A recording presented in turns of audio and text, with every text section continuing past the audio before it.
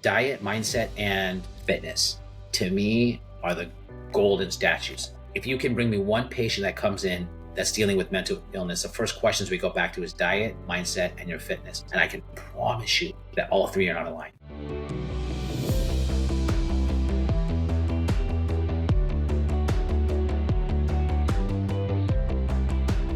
Hello, everyone. Welcome to another episode of the Motion of Gratitude podcast. Today's another one of those guests that, again, I'm just so excited to sit and have this conversation.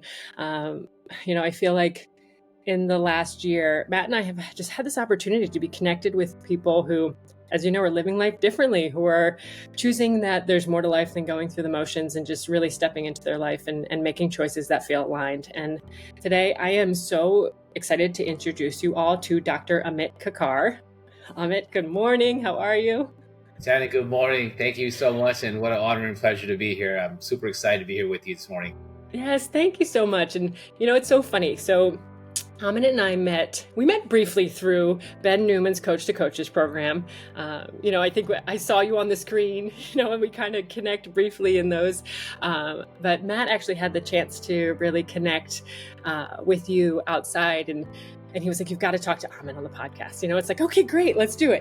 But you never know where the conversation is going to go. Because especially in these programs, I've shared a little bit about the Coach to Coaches program in other podcasts, but it's Ben Newman, as if you've heard any of either the podcasts that I did with him or podcasts where I've talked about it before, but he was named one of the top 5 mindset coaches in the world. So this man has a beautiful understanding of mindset and just really how to connect to that burn, right? Connect to that deeper sense of purpose in our life. And so there's so many people that were passion driven and purpose driven on these calls. And so when you and I connected, obviously I was excited to learn more about you, but I'm excited for where this conversation is going to go today. So let me give you a little background on Dr. Amit. And so Amit is the owner of Avalon Pharmacy. So he is a pharmacist. And how long have you been doing that? How many years? So 25 years. 25 years. Yeah. Okay, so 25 years in that business. He's been married for 21 years, has a daughter who's 15, a son who's 17.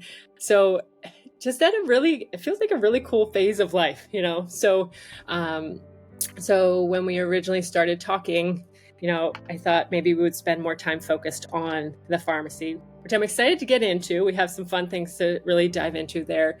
But as we had our conversation the other week, there was just so much more to cover. And, one of the things that you said to me that I really would love to start the conversation with is you said that I don't want to be a businessman with a family. I want to be a family man with a business. And those words just hit me right in the heart. And I would love to start there. Like, where does that mindset come from for you? And what drives you in that direction? Yeah, thank you, Shannon, so much for that. So it starts really from my father. My father, we're from India, so my father was an immigrant from India. So when he was in his early 20s, he basically grew up very poor. And when I say poor, meaning even running water was a luxury. So he wanted to come to the U.S. and start a new life for himself and to build a family. Eventually go back and marry my mom, bring her back to the U.S. and build a legacy is what he wanted to do. He just didn't realize that's what he wanted. And he couldn't afford to come here by plane, the typical way. So he came by ship, by a cargo ship. And I remember he always tells me the story when he left his father's house. His father said, "Once you leave, I can't afford to have you back here. So really, this is it. So I'm giving you everything I can. This is a ticket to your life." So he went on that ship. It took him 30 days to get to the U.S. And at that time, he weighed about 130 pounds. When he got off the ship, he was 110 pounds. He barely survived the journey. And he took that journey just to start a family. Eventually, he took odd jobs working nights to pursue his master's degree in engineering, and he's been very, very successful. He went back a few years later, brought my mom back, and they started their life together. And just watching my mom and dad and the work that they put in for us, it's completely changed our lives and lives of our children. And that what he did is he built that legacy. And it's interesting, we never talked about this story until a few years ago. Really, my dad started bringing it up. He's 86 now.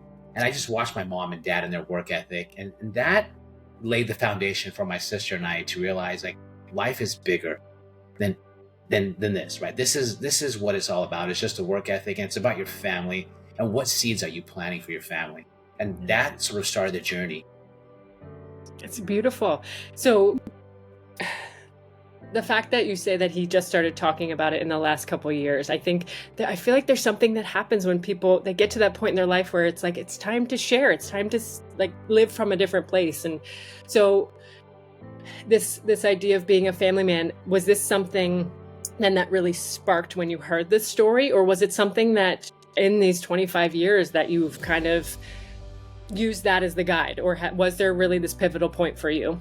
You know, Shan, I got stuck in that predicament where I said when I first graduated from college, I did not get accepted to medical school. So I right away got hit in the face. It was sort of an expectation. My older sister's a physician, and so in our culture, it's that old school mentality. You're going to be an attorney, or you're going to be a doctor. Yeah. And so right away, I sort of got hit in the face in my mind that, man, maybe I'm just not good enough to take this path. So right then and there, I went to but I have my work ethic, so I'm going to work hard. I'm going to prove myself. Now, that is great, but at some point in time in your life, you have to stop proving yourself. And I did that for the first 10 years of my business. Probably the first 15 years, I proved myself. And so I still remember this. I'll never forget the day that my son was born. I was running the business, the pharmacy, and I really didn't have coverage at that time. Meaning the pharmacy runs with the pharmacist, right? So if you're not there, Yes. The pharmacy doesn't run. Yes. I remember I was able to steal some coverage from a friend of mine. And the day my son was born, he calls me and says, I have to leave. So you're on your own now. And I was like, wait a minute. I was literally holding my son. I'm like, what am I going to do tomorrow?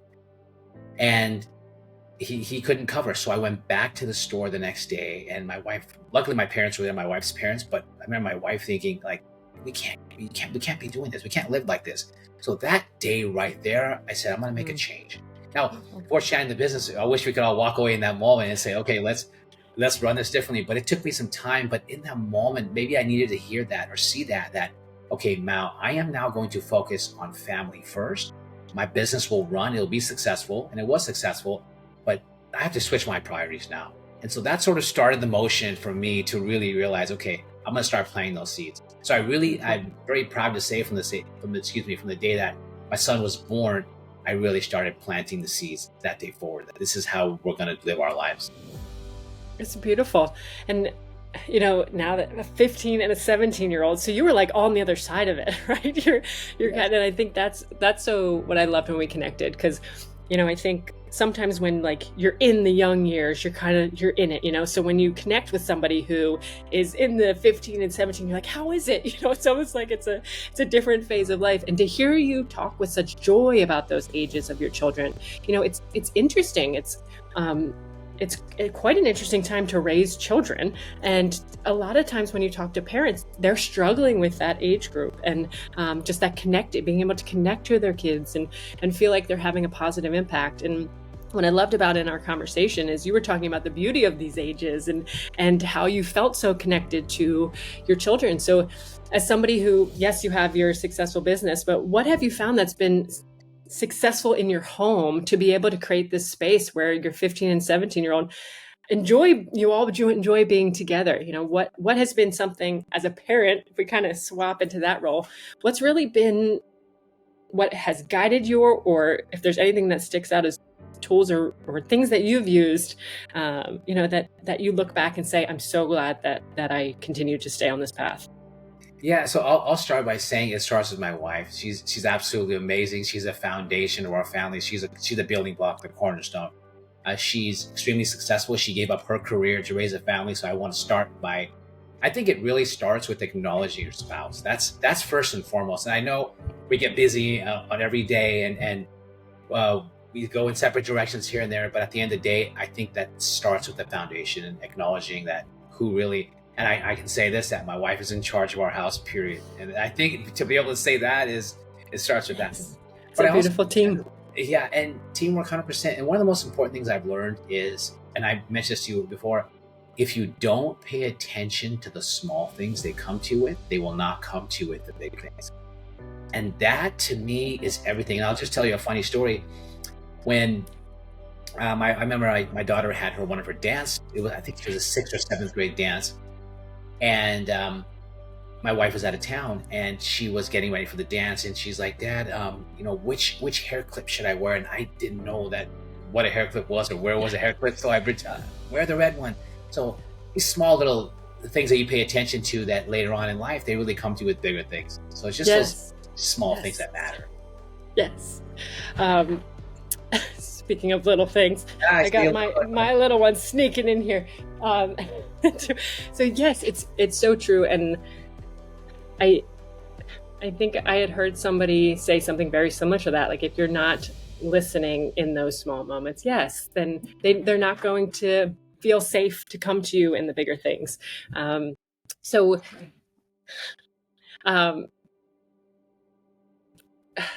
Can we dive a little bit deeper into that? Because I know you had talked about something that you do too as a family that I think is very helpful. You talked about having a Sunday family meeting. So I think we all know that in business, you have to really prepare, and you have to have conversations, and you have to communicate, and you have to prepare for the week ahead. But I think we sometimes throw that out the window when it comes to our family. So can you talk about that and how that has really played a part in your family? 100%, Shannon. I think also a lot of it really being present, right? We talk about just being present, and there's times, look, this day and age, we all have our phones out, and I think just small things like when you walk into your kids' rooms, that phone better not be with you. Nothing's worse than asking your kids how they're doing, and all of a sudden you're looking at your phone. You just let them know that what's more important, really, and that 5 minutes. So we sort of made a point to go, okay, what if we started on Sundays where we all meet on a Sunday? Now, we can't use that word, of course, because I'll lose my kids right away. Exactly. It's not work, right? It's not a business meeting here. Right. I lose my staff too. Your staff meetings, they love those. Yes. So we started like, what if we just met on a Sunday for a few minutes and we just talked about the week? Like, what do you have going on this week? So that way, all of a sudden on a Wednesday when my son has tennis practice and we didn't know about it, we're like, well, we didn't know about that. Or my daughter has dance. So we ended up doing this, and I'm not going to lie to you, we do bribe them a little bit with a little bit of money to say, hey, if you show up to the meeting, they have to be some skin in the game, right? Absolutely. Positive reinforcement. Yes. Our positive words are not enough sometimes for them, right? Yes. They need a little more than that. Yes. And so we have these Sunday meetings where we just sit down, we say, look, we do it separately. That's another thing too. And that's actually a side topic, but I think separating the kids and having your time alone with them, which we can talk about in a minute too. Yes. But that meeting is just giving them their time to talk and say, this is what I have going on. And the funny part is, like, just today, my kids were leaving the school, and they said, Dad, we're going to have our meeting on Sunday, right? What time are we going to have the meeting? Because they know they're going to get something in return. But also, I think they also realize that they're going to talk about their week. And actually, that's the time where they open up a little bit and say, look, how are you feeling? If we know that they have some big exams coming up this week, my wife and I also know, okay, these are the weeks where, look, we have to make sure that nutrition is extra dialed in. We have to make sure that we're in a place also. I'm not scheduling any meetings in my evenings to make sure that I'm there for them. And I think sometimes just being there for them, you don't necessarily have to be in the presence of them, but them just knowing that you're there, I think that says a lot also. They can feel that. And so that's really worked well for us, those meetings. At the same time too, I think just talking about things that they want to talk about and not having that agenda or, okay, let's get to business. No, let's just say, keep it open, let them talk. And I think that's one of the things we've also learned, and I'm guilty of this also, is asking a question and just being quiet.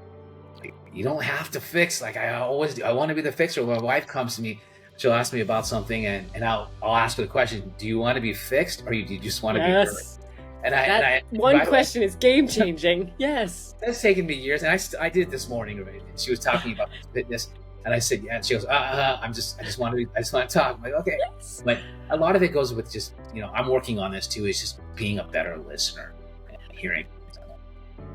It is so funny how that question, it is so powerful, because it's like, okay, I either have the answer, but if you just want that space, like people can get there themselves sometimes. And it's just so, I think that is one tool that you could take so beautifully into so many different spaces in life. And I would love to talk about the separate time a little bit too, because that has been something actually this week that has resonated so deeply, because we've been kind of in this transition mode, and I can feel it with my kids. They're like, everybody's kind of jiving for attention, right? It's like everybody's trying to talk at the same time, and then somebody's getting their feelings hurt because mom's paying more attention. And yesterday morning I took Grayson and we went and threw rocks in the creek, and just those 20 minutes kind of reset that clock, of like, okay, mom hears me, we get to do what I want to do. So how has that worked for you and your family? It's been amazing, and you just said it so well. It doesn't take much time. It's just quality, right? It's not quantity, and just to let them talk. And sometimes they want to know, like, just mom or dad is just there. Like my daughter, who's 15, she's been playing golf since she was about 5 or 6 years old, and my son's been playing tennis. And I didn't realize that playing golf with my daughter became more than golf. I think versus she loves competing, but I think she also enjoyed our time together. So we spent all this time on the golf course together. And I'll be honest with you, all of our real conversations have happened on the golf course. So now when she wants to play golf, I actually know she wants to talk. So she goes, Dad, let's go play golf. And just right now, she left for school. She goes, Dad, we're going to play golf this weekend. So that was kind of like, I'm like, yeah, I'm still in the game here. She's 15 years old. She still wants to play with me. Yes. So, but that has been one of the activities. And it doesn't have to be golf, whatever you enjoy doing, but it's that activity together where they're able to open up. And it's just, it could be, I think the outdoors, we love the outdoors. It's just something about being free. And what's really cool is you can kind of see them in their own element. Yes. When she plays, I can see where she struggles, and I do the same thing too. I play also, so right away I want to fix her swing. So we made it a point. I'm not her golf coach. I'm just dad. And if she comes to me for something, I'll ask her. And now I think, which is really cool, Janice, lessons are caught, right? They're not taught. Yes. So she sees when I say to my wife, "Do you just want to be heard?" So we play golf. She goes, "Dad, I just want to be heard right now. I don't want to be fixed." Oh, well, where did she get this from? It's amazing. Amazing. What they pick up. Yes. And it's almost like a code word, right? It's like, it's a safe space for her to be like, I don't have to say that I'm working through something. I don't have to be vulnerable. I could just say, hey, Dad, you want to golf? And then know that it's this safe space to like, as things, as you get to different holes, just be like, talk it through. It's so beautiful to have that space. And like, I can look back thinking of when I was growing up too, like my dad and I would horseback ride together, and there wouldn't be much talking, but to your point, it's like, it would just be this space where you knew you'd be together, you knew you'd be spending, Saturday morning together for a couple hours, and just a space to connect. So I think we lose sight of, it's literally the small things that are making the most massive impacts in our life. And, it's like, we're told to do all these different things, and we're told to kind of, focus on this and focus on that. But it's in these small, really little moments that we connect with each other and really see each other and hear each other, that's where the change happens. That's where the impact really happens. Absolutely. And also, man, talk about is just being the role model, just for my daughter. Not that, I have things I'm not proud of. There's certain moments where I'm like, I'm going to clean her clubs for her. I'm going to carry her bag for her. These are things you do just to be a role model, to say this is being respectful. And this is just teaching your daughter, like, look, in your future, when you find that person that you want to be with, these are things that they should be doing. These are the way a man should treat a woman. And just in general, just picking those, I mean, they come, everything's done by what they see, right? Lessons are always caught. They're not taught. And just showing them these are life lessons. This is expectations that you should have and you deserve. Yes. So just building that confidence of, growing up, my parents worked a lot. I think they had an immigrant mentality. So I didn't get to have a lot of conversations with my father. I played a lot of sports, but I don't think I ever threw the ball once with my dad. And they were busy doing other things. Not that it's positive or negative, but just sort of making a point to be, I want to try to be the father who can spend as much time with my kids and really connect with them, and not just give and provide, but they don't, money is one thing. Yes. But to give your time and to give your love is a whole different, beast in itself. And I think that's what's important. Yes.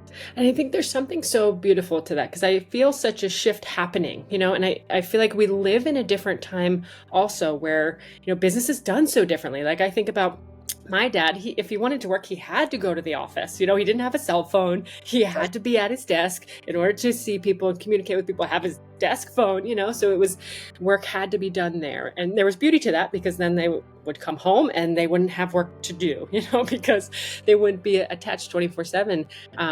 But this place where work is done so differently, and there is, with so many parents that I feel like we're communicating with now, they want different. They want more of that connection with their kids, and I think there's a different path to it, that wasn't always clear before. And I think it's so beautiful to connect with, obviously I connect a lot with mothers, but to connect with fathers who are feeling this very deep pull to say, like, I want a deeper connection with my children, and I want to provide something to them that I didn't have, good, bad, or indifferent. It wasn't something that I grew up with, and I know how important it would be to be able to provide this for my children. And I think it's just such a beautiful gift. And I ask this question a lot too. Do you find a lot of other fathers that are feeling the same way? Like, have you found that group? Because I think sometimes that can be hard. 100%. So I'll be honest with you. I think as we get older with men, we do I do this, and I know a lot of my friends, we do the lone wolf thing, where I'm gonna go about life on my own. I'm busy. Yeah. I noticed my wife has a great social life. They do lunches and dinners. I don't with my friends, because connecting is hard. And I think I know why. And I figured it out. It's because it's vulnerability. Yes. I can't sometimes share. I do a little more vulnerable. Sometimes my friends, they won't share what's going on because they're embarrassed. Yes. Look, my marriage is not going well. I haven't been the father that I should have been. And I think eventually you attract like-minded people. But in general, to answer your question, it's very hard, because I think men go about life on their own. Yes. And just by opening up myself to my vulnerabilities. And this goes along with something on a side note, is just being vulnerable in front of your kids also is so key. Being able to just apologize. I was wrong. This is something that I've seen with some of my friends, and I still to this day struggle sometimes with them, in that they don't want to accept accountability sometimes, and they don't want to apologize because it makes them look weak. And I disagree with that completely. I think apologizing makes you more of a human and shows that I have flaws. I'm not perfect. Yes. I feel like sometimes when you try to play the card of I do everything right and look at me, you get yourself in trouble that way. And I know that from experience. Like I always say, yes. I love following Rory Vaden, and he talks about you're most uniquely qualified to help the person you used to be. Yes. And I believe in myself that that's my son, that I see things in my son that I struggled with. And I love to help him and be assistant and say, look, I know what you're struggling with. And so I start off with that when we talk, my son and I, like, I know what you're struggling with. Let me help you because I've been there before. But I think it's so important to go that direction, because if I say, I know what you're doing, I can help you. How is that going to go? I don't want your help. But what about being honest and saying, I also struggled with that? Yes. And they'll say, really? I never knew that, because I would see you as my dad, and you're this tough motivational guy. Like, well, I'm really not actually, but I have my moments. Yes. But you know what I mean? Like yes. And just sharing that. So I got sidetracked, but back to your original question about with other men, it is very difficult to, yes. But when you find those ones, you know right away, like, okay, right. I can open up. And actually, I'll be honest with you, when I had the privilege of speaking with Matt, it was such a great conversation because he opened up right away. And I love that. I was like, wow, this is gonna be great. Because when Shannon, you and I know when someone else opens up, what's the first thing you do? Right away, of course. Now yes. I can open up. But when yes. somebody guards himself, how can I come to you and let you know my vulnerabilities if you're guarded? Yes. And it's so true. And I think, what comes up for me as we're having this conversation is this also, I think, ties into mental health. It ties into like this, there's this fear of being vulnerable. And in that process, we carry so much inside of ourselves that can lead to so much in our life. But we're seeing these, and I would love your perspective, if we kind of flip the hat kind of onto the pharmacist, more of being in that world, like, from my perspective, and I'm not in that world, it feels like the mental health is like there's a struggle. There's a big struggle, obviously, with all generations. It's happening with our kids. It's happening younger and younger. But in talking about that vulnerability with adults, I think, is there something that you're seeing more from that sense that has shifted in the last couple of years? Yeah. So Shannon, I'll tell you this. So being a pharmacist for 25 years, I've dispensed close to 3 million prescriptions. And So you've seen a thing or two. I say that, yeah, and I say that in our demographics, we have about 70% that deal with mental health, right? Mental illness. So if we do the math, call it or over 2 million prescriptions. And I'm telling you this, I have seen this pattern, 100% mindset. It's all mindset. And I've actually gone a step further, which we can talk about later with nutrition, but focus on mindset right now. It is all mindset. I can talk to these patients, obviously, because it's a busy pharmacy. We don't get that much opportunity to speak to every individual individually, but every patient. But taking the time to get to know some of these patients, it is mindset. And you stop and talk to a lot of them, and it's like, wow, there's some people who really think certain ways, and I think that passes on. So yes, this is super important related to what we're talking about. Yes. If these are your thoughts in your family, this is your perspective, what do you think the kids are going to take away from that? If you're super positive, my son's going to walk around school with his chest pumped out. He's going to be positive, and I don't, and he probably doesn't even know why. Yes. Well, if you come back to the house, we try to really work on mindset and being positive, and doing the things that you say you're going to do. I'm so passionate about that. Building self-confidence, right? Yes. Don't break the promises that you make to yourself. That completely destroys your confidence. And these little things, and if you look at this relating to mental health, these are broken promises that people make again and again. I'm just watching them. I'm going to do this tomorrow. I'm going to start working out in a week. Why a week? Why not tomorrow? Why not right now? What's holding you back? I'm not ready. It's all about just, taking action is so important. And it doesn't matter. Everyone thinks working out is about doing CrossFit at 4:45 in the morning. You can go for a walk, right? It's all the extremes. Tell you, let's go do CrossFit at 4:45. I'm probably going to lose 90% of my audience. And if you do that, great. But the point is, I think just taking action. So I have seen these two things. I in my strong opinion, from my experience, diet, mindset, and fitness, to me, are the golden statues of what I see. And I if you can bring me one patient that comes in that's dealing with mental illness, the first questions we go back to is diet, mindset, and your fitness. And I can promise you that all three are not aligned. And that's coming from 25 years of experience. I strongly believe. Yes. And so I think this ties actually beautifully into the family discussion. So I would love to kind of shift here a little bit, because in talking, like when you said when you do your family meetings, you dial in nutrition, like that's a big piece of it. And, for me, so from mindset, I didn't really understand the impact of it. Yes, you understand it through sports and things growing up. You see that. But when you have children, or I'll speak for myself, when I had children, you really see like, wow, like you're saying that it's caught, not taught, so you start to see the impact almost in real time of your mindset and how it plays out on a little mind, so that's so powerful. And then the nutrition has been something that's been so eye-opening for me as well. So, I see firsthand the way that food impacts my children. And I was sometimes, as a mother, you feel a little crazy, right? Because I'm like, okay, like I know how sugar impacts my children. Yet every event I go to for children, there's sugar everywhere. I'm like, why are we doing this to ourselves? Like, why are we all torturing ourselves and knowing that it's going to have this impact? So, it's so refreshing to hear somebody who's in that side of the business, to hear a pharmacist say, like, I see the connection to the mindset, to the nutrition, and to the movement, to the fitness. It's I feel like this shift is happening, but it's kind of slow to get there.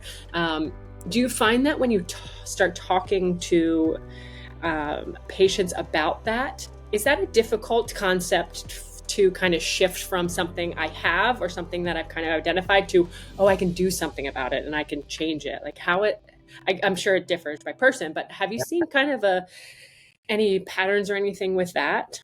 Yeah, so 100%. So Jan, I'll tell you one thing. So I have definitely walked the walk.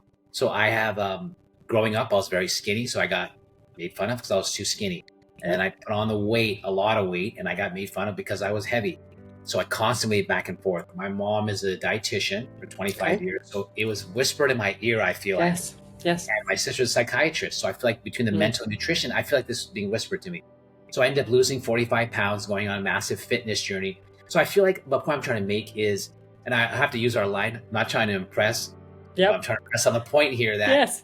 I have walked the walk. And I think when I share the story with patients, it really resonates. So to answer your question, it is a very difficult conversation because now we're talking about mental health, and now we talk about nutrition and how we can limit our medications. And that's actually the path that I'm taking. So this nutritional journey, it's my absolute passion, and I've done it and I've been there. But I will tell you, Shannon, the correlation between nutrition and mental wellness is unbelievable. And we can talk about with our kids.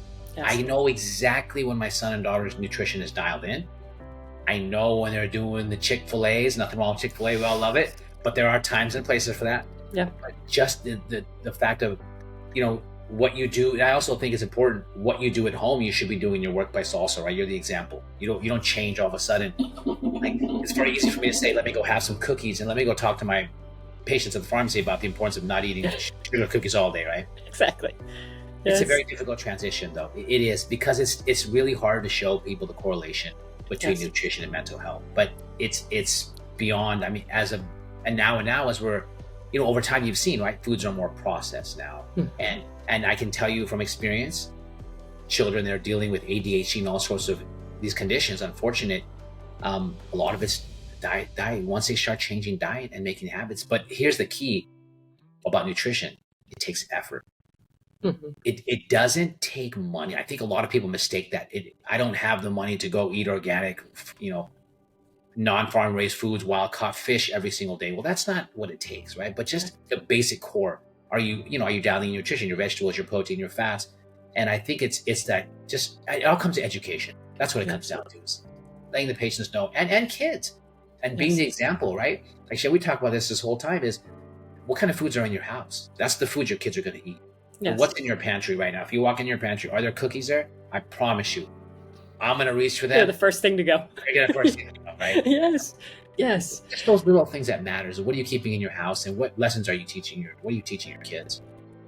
Yes, and I think, so if anybody's listening to this, and this is the first time you're kind of hearing this connection, because that was so eye-opening for me, right? Because, our youngest, he's our only boy. So we're learning to parent, boys are different than girls when it comes to parenting, at least in my world. So it's interesting to watch, and we started to become aware of the impact of certain foods and his mood. And, it was becoming very eye-opening. If he'd eat too much dairy or he'd eat too much gluten, he would kind of get a little aggressive, so to watch that, and it takes time because they have to almost work that out of their system. But to see him, when you shift the foods and see the things he's eating, he is calming down, and he does slow down, and he doesn't run in circles like all the time. He has this ability to slow down, and it becomes something that's hard to ignore once you start that process. But to your point, it requires attention to seeing, what might be triggering something or causing something, and that consistency to follow through to allow things to kind of get out of their system, and then also to kind of heal some things that might be going on in his body. So, if somebody is at this place, because I know you've talked about that nutrition is really the path that where you're headed, and maybe we could talk about that, because where do you want that to go, or how do you feel like you can support people in that direction? Yeah, so thank you. I'm so passionate about this. I actually put a digital course out a few weeks ago, and I call it Transform Your Mood Through Food. I love it. Of course, and it was something where sometimes when you have thoughts in your mind, you want to put pen to paper. I go, you know what, that's it. I'm getting asked the same question every day. That is it. I am going to put this on a course so people have access to it. They can go through free PDFs, they can purchase whatever they want to do, but I want them to learn something. I think it's about education. And that's sort of my path. So I'm now really working on coaching on nutrition, and really taking a step further in talking about really nutrition and mental wellness and the correlation between the two. Beautiful. And I think that is, in my opinion, that is the future. And there's so many amazing, Dr. Gabrielle Lyons, Dr. Mark Hyman, all of them. Yes. They're all on the same course of just, this is important. They've had their practice, and now they're realizing they can impact a lot more people. And that right there is it. I feel like in our practice, we have thousands of patients, but I know for a fact that we can go out and educate a lot more than thousands. It can be hundreds of thousands. And it goes back to the kids, which we start from day one, is where does it start? Yes. I really do believe our job as parents is to really create young adults that can function independently. Yes. If we're not doing that, especially with nutrition and mental health, what's going to happen when our kids leave the house? That, to me, that is the golden ticket. So if we haven't done that, all of a sudden, are they going to all of a sudden magically figure out on their own? I'm not a person, I'm all about figuring things out, but I think if you have the tools resources to really help, why not help and then make it a middle ground? Let them figure out some things, but also you can steer them along the way. I think it starts with that early age. And that's the one thing I think is just really making a point to start it at an early age. Like, look at you and I mean, I'm learning about it now. If I had implemented stuff like this when I was 8, 9, 10 years old, it would be incredible. What an advantage. Yes. I feel like I say that so often. I started meditating at the age of 30, and I was like, if I'd have known this when I was 8, imagine all the things I could have done. Because yes, it's so true. And yes, for that to be that compass, that guide. And, I was talking with the kids the other day, and even being able to say to them, like, okay, as they're kind of making their own lunch, it's like, okay, so what's your protein? So then they're like, all right, so they get to decide, but it's like, what's your protein? What's your fiber? So and then allowing them to understand what the difference is to be able to choose. So maybe when they get older, they're like, okay, what's my protein? What am I eating? So, and it is like, I just love these conversations. There's just so much that I feel like you're saying, like there's so much shifting in the medical perspective, and we have so much knowledge, there's so much more there that we have. And also to your point with the kids, it's like they are entering a world in such a different way than we did too, and if they have that safe space in the same way we were talking about before, where they know they can talk to their dad, they know that they have the safe space, but they also have the safe space to understand, okay, how can I support myself when the world bombards them, as they fly the nest, right? It's just, I just think it's a gift that we can give in this day and age to really teach them that there is so much that they can do to really support themselves and to understand that. And I just love that you are really creating this path for people to understand. And as somebody who has seen, like you said, 2 million subscriptions that are going to mental health, and to understand and see the correlation to the mindset and see the correlation to the nutrition. It's just, it's always so inspiring to me when somebody who's in the business, who's behind the scenes, can say, yeah, I'm seeing it too, because I think there's some of us that feel it, but I'm like, I'm a stay-at-home mom. What do I know? So then when you have somebody who's like, no, keep going. It's that motivation to say like, okay, there is something here, and I'm going to stick to it, and I'm going to stay on that path, knowing that it will support them in the long run. No, thank you, Shannon. One thing too, I love to talk about, and this is also from Roy Vaden, and this really relates to nutrition, it relates to mindset, and it relates to our kids, and it relates to us. It's the get up speed. And I mention this all the time. And this is one of my favorite concepts. And this, because you asked me about the patients who come in, right? About mental, what I noticed. There's no get up speed. Get up speed means when you fall down, how fast can you get up? Yes, I love that. And it comes with everything. When you fall off the nutritional wagon, okay, so yesterday we went out, we had some fun. Oh no, there's not. Oh no, let's start over again. So Monday morning, let's hit it again. Let's get back to where we are. That's the get up speed. Or we do the 5-minute rule. Okay, something didn't go well. It didn't go your way. Give yourself 5 minutes just to dwell on it and then move on. Feel it, right? Yes. A lot of times we say, okay, I don't want to feel it. I'm not a fan of that. I think you should feel it, but move on. Yep. And I think with everything, even with mindset, and this is so important with our children and us in general, is when things don't go our way, we're going down, we're going down the well. What's your get up speed? And we have that joke, and it's become a joke, but it's become a great one. Like, okay, so you didn't do well today. Just the other day, my son was struggling with something. He said I didn't do well. And I said, okay, Dylan. He goes, I know. What's my get up speed? Give me a minute. I'm going to get up. But That's these awesome. little jokes that we make all of a sudden, it really, as they go on, they go, okay, Dad, now we get the get up speed. We get it. And then, okay, I heard it. I don't have to talk about it. But that get up speed is so important. And what about us in general? Your morning didn't quite go the way you wanted it to. Okay, so are you going to let that dictate the rest of your day? Exactly. Or are you going to, what's your get up speed? I love that concept, and I use it. And I just love sharing it with with our kids too. It's so important. And Yes. I do see this with the patients when they come in, especially with deal with mental wellness and mental health, is the get up speed. It's missing. Like Yes. we just want to dwell on how bad life is and how it can be, and that's not the way it is. You know, maybe that's the way it was, but it's not that what it is today. Yes. Just those small things matter. Yes. I love that because I remember the first time I heard a concept like that too, of like getting knocked down. But I love the get up speed and being able to put a term to it, because it's true. Like I think for me for so long, I felt like, oh, I'm going to get to a point where I'm not going to fall anymore. I'm going to have this all figured out. Like there's not going to be any more fear. You're just going to work through everything and you're going to be great. And then you finally I feel like I finally got to a point where it's like, no, life's not going away. It's not about making life go away. It's about continuing to show up and finding that courage, finding that conviction and finding that purpose that allows you to get up quicker because you know why you're doing it, right? Because it's like, okay, there's a deeper meaning as to why I am getting up and taking that next step forward. So that's so powerful to think about it that way. 100%. I think also you just said it right there, that life doesn't get easier, you just get better. Yes. And you said it, like fear comes in. I'm experiencing this now is as you go into bigger stages and you go into bigger projects, call it, the fear is there. I mean, maybe it's even more, but I just think you just build more and more confidence and you just don't realize you're climbing a bigger step. Yes. Right? Exactly. It's a different kind of fear. I really do believe though that the fear over time becomes less and less because you're not afraid to fall, because when you fall, you're going to get up very quickly as you can become more confident, right? And you're just not going to care as much anymore about falling. You see it as a learning experience.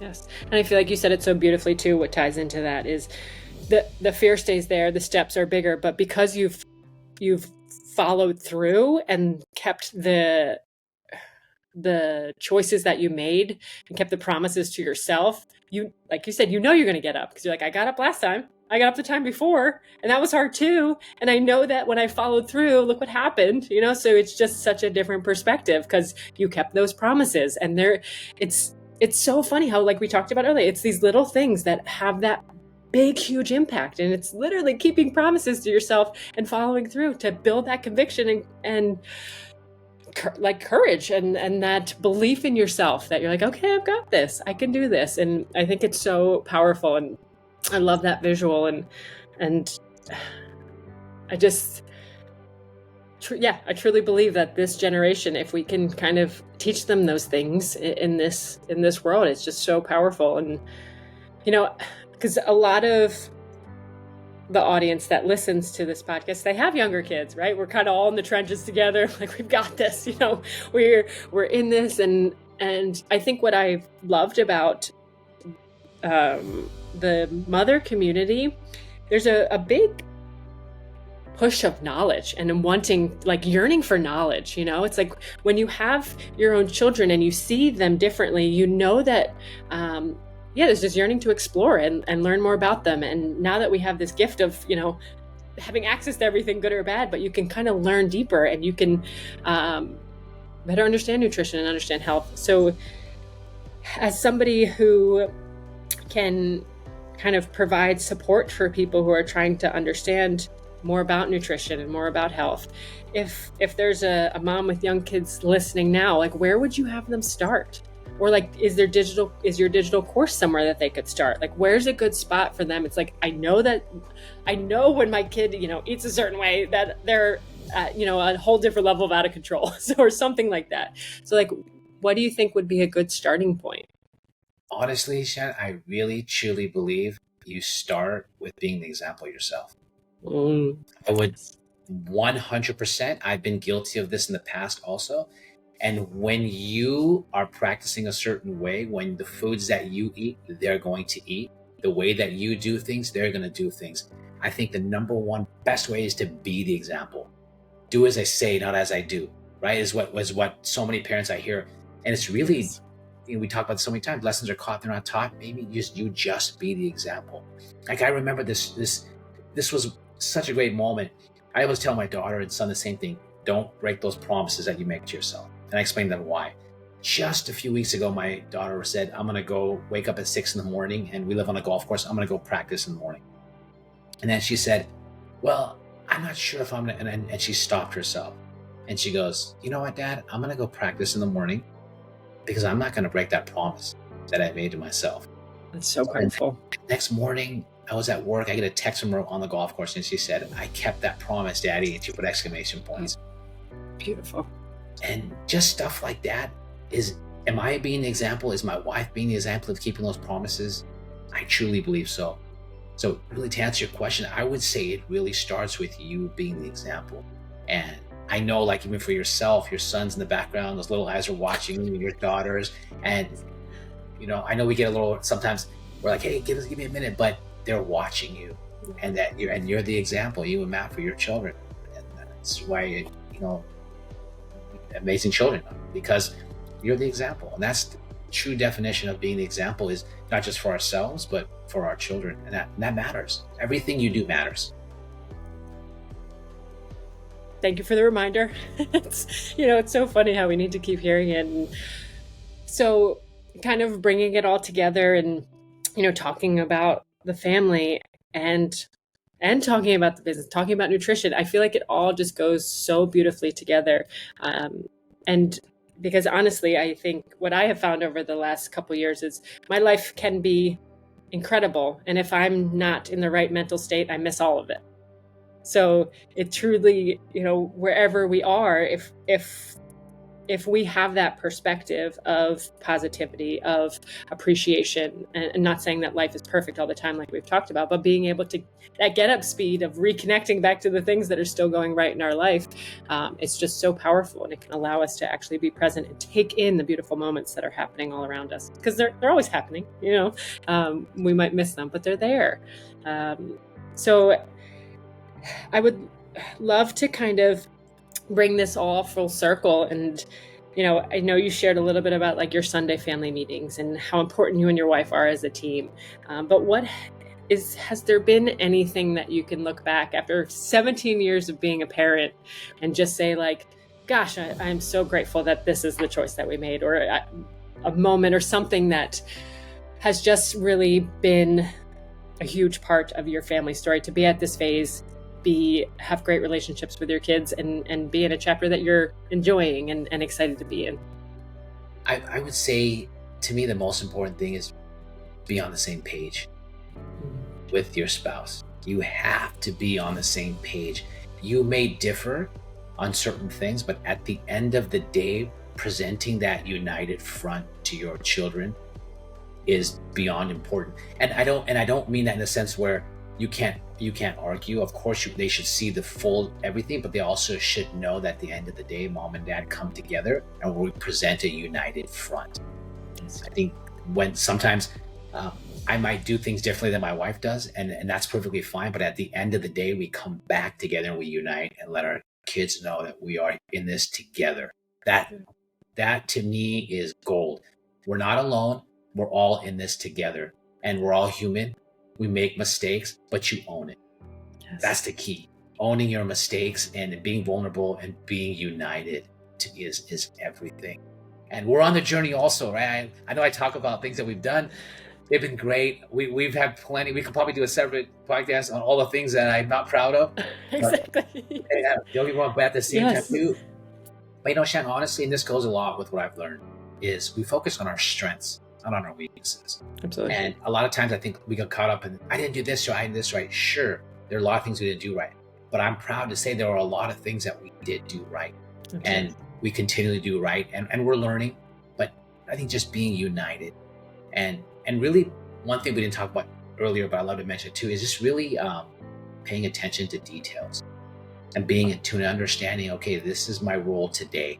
This might not be my role tomorrow, but I need to do what I need to do today to get the job done. And let's just get it done. And that's everything. Beautiful.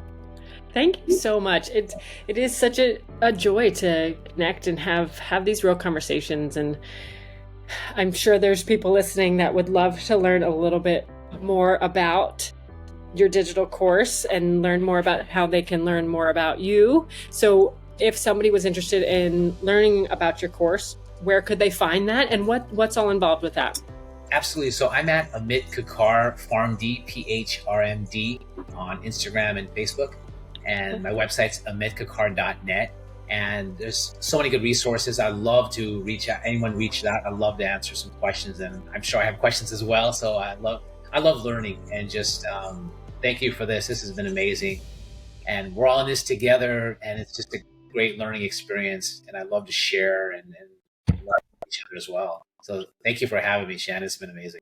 Absolutely. Thank you so much for being here. And we'll make sure to share all of Amit's details in the show notes. So you can just click on there, find him on social media and on the website and all the details. So I hope that this is a reminder for you all that, again, there's more to life than going through the motions. If you feel this itch to dive deeper into nutrition, do it. If you feel this itch to shift your perspective in your business, do it. And I think these conversations are just hopefully motivation to see that other people are making those choices. And yes, it's not always perfect. Yes, it's not always easy, but there's so much fulfillment and so much beauty that comes from following that intuition or that guidance. So thank you so much for being here, Amit. Thank you for this conversation. And I'm so excited for more conversations to come. I feel like we could do so much more, even in nutrition and the family, but I just so appreciate your time. And I look forward to continuing this friendship and continuing these conversations. So thank you for being here. Oh, thank you so much. It's been an honor. It's been so much fun. It's just been a pleasure getting to know you and Matt as well. Well, I hope you all have a beautiful rest of your day, and we look forward to speaking with you in the next podcast.